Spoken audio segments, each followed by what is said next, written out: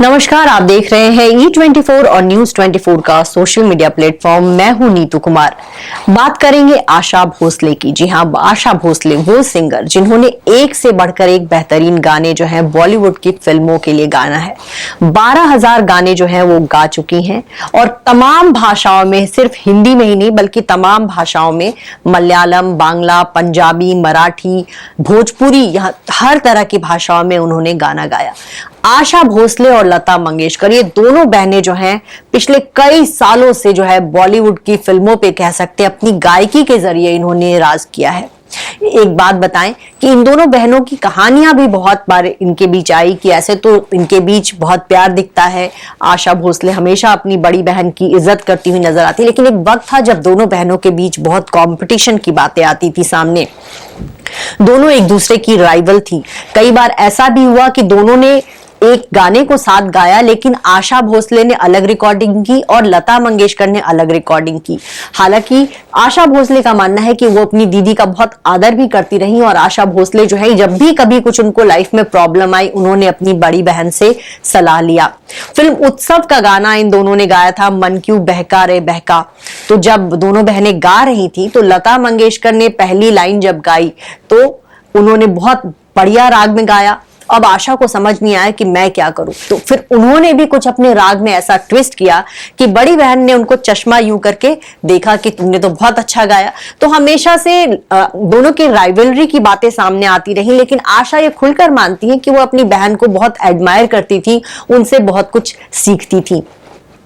आशा भोसले और लता मंगेशकर जो है, इनके पूरा परिवार ही इनका संगीत से जुड़ा था। पिता हृदयनाथ मंगेशकर जो है खुद बहुत जाने माने गायक थे और वो जो है जब उनका निधन जो है बहुत उस समय हो गया जब परिवार में जो है आशा लता सब बहुत छोटे थे और ऐसे में जो है पहले लता मंगेशकर ने गायकी में अपना करियर बनाया और उसके बाद 10 साल की उम्र में जो है आशा भोसले भी गाना गाने लगी, फिल्मों में गाने लगी।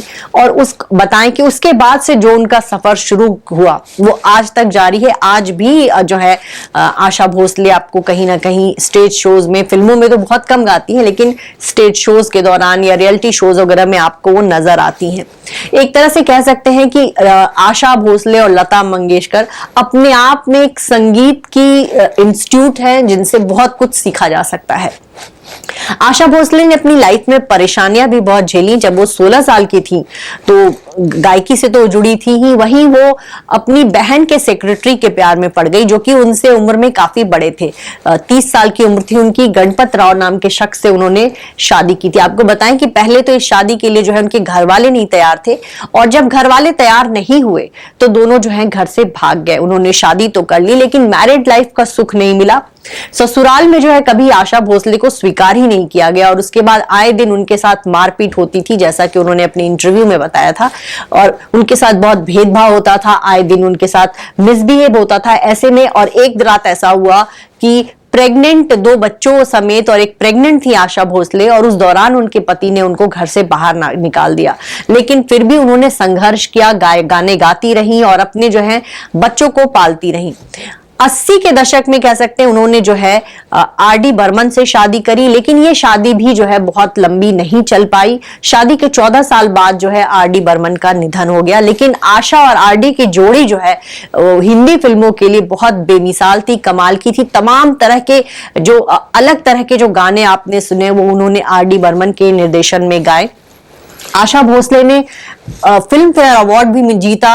8 बार उन्होंने फिल्म फेयर अवार्ड जीता और नेशनल अवार्ड भी मिला उनको, और वो फिल्म थी उमराव जान। उमराव जान के सभी गाने जो हैं आशा भोसले ने गाए और इस तरह से गाए कि हर किसी के दिल में जो है वो गाने उतर गए। भले ही कह सकते हैं कि अब उनकी उम्र ढल रही है, बहुत ज्यादा गाना नहीं गाती, लेकिन आज भी आशा भोसले की आवाज में जो एक कशिश है, चाहे वो आप उनके रोमांटिक गाने उठा लें, चाहे आप उनके वो क्लब वाले गाने उठा ले, हर तरह के गानों को उन्होंने गाया और हर तरह की गायकी में जो है उन्होंने अपनी कह सकते हैं छाप छोड़ी।